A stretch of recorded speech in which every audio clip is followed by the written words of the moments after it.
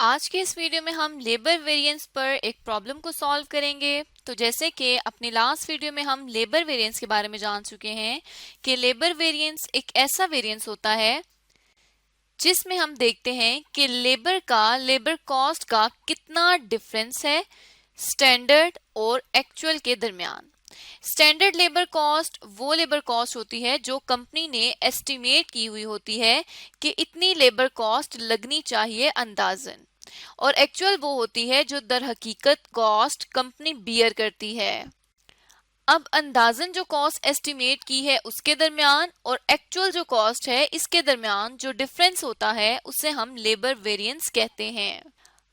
अब अगर बात की जाए कि लेबर वेरिएंस को क्यों कैलकुलेट किया जाता है, तो लेबर वेरिएंस कंपनी को उसकी परफॉर्मेंस मेजर करके देता है।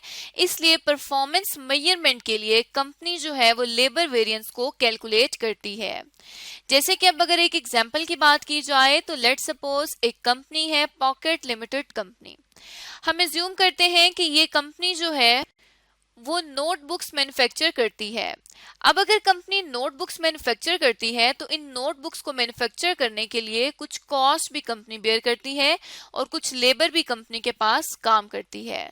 अब लेबर के ऊपर जो कॉस्ट लगेगी उसे हम लेबर कॉस्ट कहेंगे। तो कंपनी की एक्चुअल जो लेबर कॉस्ट आई है वो आई है 10,000 रुपीज की। लेकिन जो कंपनी ने अंदाजा लगाया हुआ था कि कंपनी की जो कॉस्ट है नोटबुक्स बनाने के लिए वो लेबर कॉस्ट जो है वो स्टैंडर्ड लेबर कॉस्ट 8,000 होनी चाहिए। अब हम देख सकते हैं कि एक्चुअल लेबर कॉस्ट के और स्टैंडर्ड लेबर कॉस्ट के दरमियान में डिफरेंस आ रहा है। ये जो डिफरेंस आ रहा है ये 2,000 रुपीज का डिफरेंस आ रहा है, जिसे हम कहेंगे कि ये वेरिएंस है। और ये कौन सा वेरिएंस है? इसे हम लेबर वेरिएंस कहेंगे, क्योंकि ये लेबर कॉस्ट के दरमियान में डिफरेंस आ रहा है।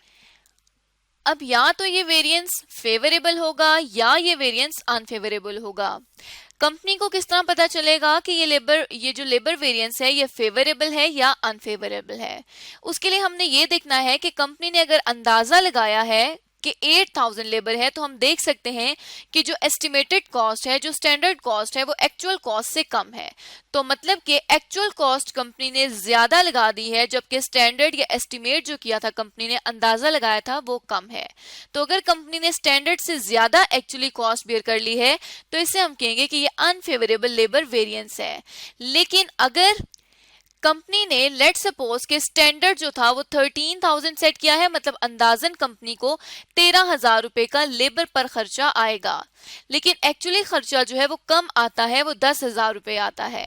इसका मतलब है कि लेबर एफिशिएंट है। तो ये जो फर्क आ रहा है ये फेवरेबल फर्क है जो कंपनी को मुनाफा देगा, कंपनी को बेनिफिट देगा। अब इसी तरह से अगर रीजंस की बात की जाए तो ये जो लेबर वेरिएंस है ये दो रीजंस पर रिलाय करता है।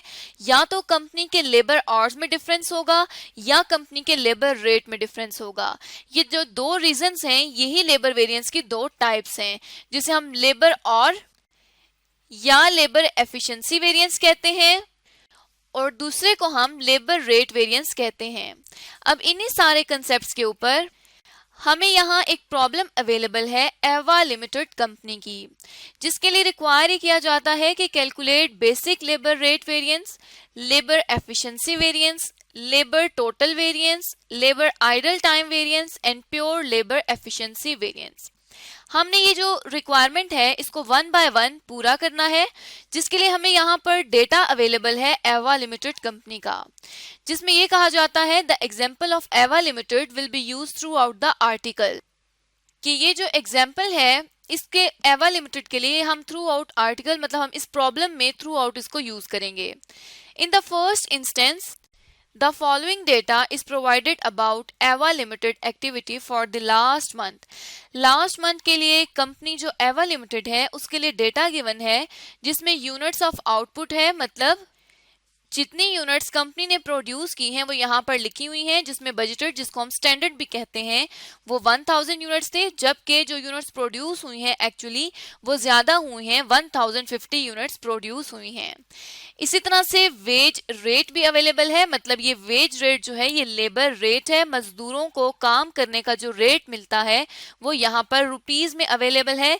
जो कंपनी ने सेट किया था वो बजटेड था 14 रुपीज, जबकि एक्चुअली जो कंपनी को बियर करना पड़ रहा है लेबर रेट वो 14.8 रुपीज है। इसी तरह से डायरेक्ट लेबर आवर्स अवेलेबल है पर यूनिट ऑफ आउटपुट, मतलब एक यूनिट को बनाने के लिए जो डायरेक्ट लेबर आवर कंपनी ने बजट में सेट किए थे वो थे 8 लेबर आवर्स, जबकि एक्चुअली कंपनी को 8.1 लेबर आवर्स लगे हैं एक यूनिट को बनाने में। साथ ही कहा जाता है assume now the 30 of the total actual paid labour hours were idle. ये जो लेबर आवर्स हमें अवेलेबल हैं 8.1, इनका जो टोटल है उसमें से 30 लेबर आवर्स ऐसे हैं जो कि आइडल हैं, जिनमें कंपनी के लेबर ने कोई भी काम नहीं किया लेकिन कंपनी को उसकी कॉस्ट बेयर करनी पड़ी है। तो यहाँ पे हम देख सकते हैं रिक्वायरमेंट में हमें लेबर आइडल टाइम वेरिएंस भी कैलकुलेट करना है। तो वन बाय वन हम इन रिक्वायरमेंट्स को सॉल्व करना स्टार्ट करते हैं। सबसे पहले लेबर रेट वेरिएंस कहा गया है, तो हम यहाँ पर लेबर का रेट वेरिएंस कैलकुलेट करेंगे, जिसको हम लेबर वेज रेट वेरिएंस भी कहते हैं, LWRV। अब यहाँ पर लेबर वेज रेट वेरिएंस का हमने क्या फार्मूला पढ़ा था? इसका फार्मूला ये था actual rate minus standard wage rate into actual hours. इसमें क्योंकि हमने रेट का डिफरेंस देखना है तो यहाँ हम देख सकते हैं कि हम डिफरेंस लेंगे between actual and standard wage rate, जिसको हम मल्टीप्लाई कर देंगे एक्चुअल आवर्स के साथ। तो अगर हम यहाँ पे आए तो एक्चुअल वेज रेट जो आ रहा है वो हमारे पास आ रहा है 14.8 रुपीज, जबकि स्टैंडर्ड जो है वो कम था, मतलब स्टैंडर्ड कंपनी ने बजट में कम सेट किया था, एक्चुअली उसने ज्यादा वेज रेट लगा दिया है, एक्चुअली उसको वेज की कॉस्ट ज्यादा पड़ गई है। इसका यह मतलब हुआ कि एक्चुअल कॉस्ट अगर ज्यादा पड़ गई है तो कंपनी के पास वेरिएंस जो हो जाएगा वो अनफेवरेबल वेरिएंस हो जाएगा। अब यहाँ पे हमने करना क्या है कि अब एक्चुअल आवर्स भी देख लेते हैं। तो एक्चुअल आवर्स आ रहे हैं 8.1 आवर्स।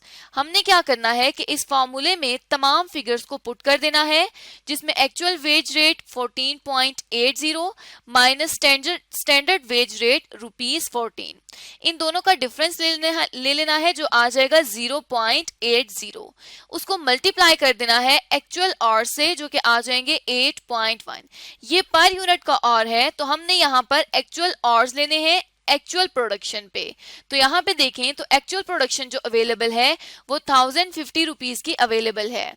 तो हमने 1050 को मल्टीप्लाई कर दिया 8.1 पर आवर से, तो यहाँ पर ये जो टोटल आ जाएगा वो हमारे पास 8505 आ जाएगा, 8505 एक्चुअल आवर्स।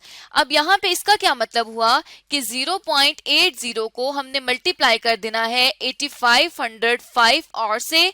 तो ये जब हम कैलकुलेट करेंगे तो ये आ जाएगा ₹6804, जो कि अनफेवरेबल वेरिएंस होगा, क्योंकि यहाँ पे हम देख सकते हैं कि जो एक्चुअल वेज रेट है वो ज्यादा है, जबकि कंपनी ने जो एस्टिमेट किया था वो वेज रेट कम था।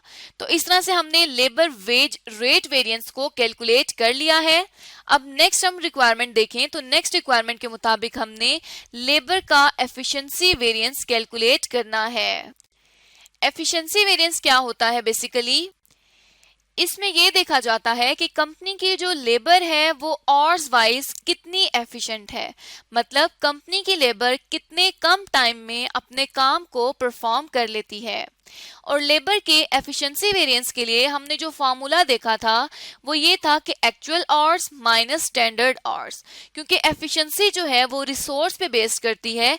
तो यहाँ पे जो हमारा रिसोर्स है वो है लेबर आवर्स। तो एक्चुअल और स्टैंडर्ड लेबर आवर के दरमियान में जो डिफरेंस होता है लेबर आवर्स की वजह से, जो लेबर कॉस्ट में डिफरेंस होता है, उसे हम लेबर का एफिशिएंसी वेरिएंस कहते हैं।